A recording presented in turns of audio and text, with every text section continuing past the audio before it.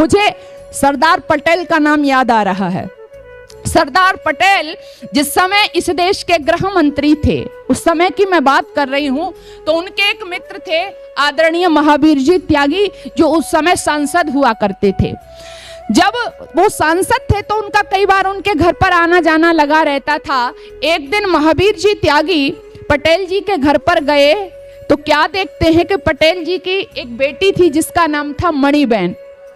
तो मणिबेन जब वो घर घुसते हैं तो क्या देखते हैं कि मणिबेन ने जो दुपट्टा ओढ़ रखा था उसी दुपट्टे को वो सिल रही थी, यानी दुपट्टा फटा हुआ था।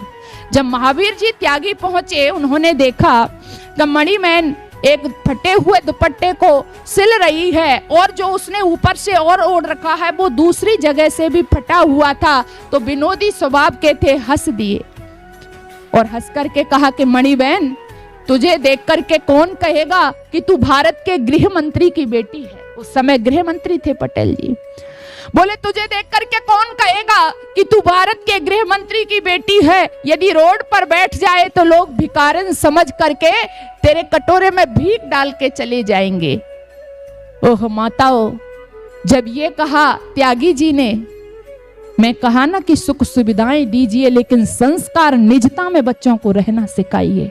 वो पटेल की बेटी मणिबेन कहती है, त्यागी जी आपने ठीक कहा, मैं ऐसी ही लगती हूं।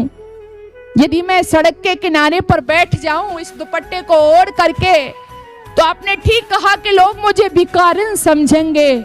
लेकिन बहनों, मणिबेन ने आगे बड़े पते की बात कही। मणिबेन कहती है, ठीक है त्यागी जी, लोग मुझे भिखारिन समझेंगे, कोई नहीं समझेगा कि मैं भारत के गृह मंत्री की बेटी हूँ। लेकिन त्यागी जी, जब मैं भारत के गृह मंत्री के पास जाऊंगी तो वो गृह मंत्री तो कहेगा कि मैं उसकी बेटी हूँ। बस मुझे इससे ज्यादा और गौरव की अनुभूति कोई नहीं हो सकती। मेरे देश की देवियों, ऐसे ऐसे बच्चों को जब आपने तैयार किया, ये दुनिया का नक्शा बदलते हैं, ये आपके देश का इतिहास बनाया करते हैं।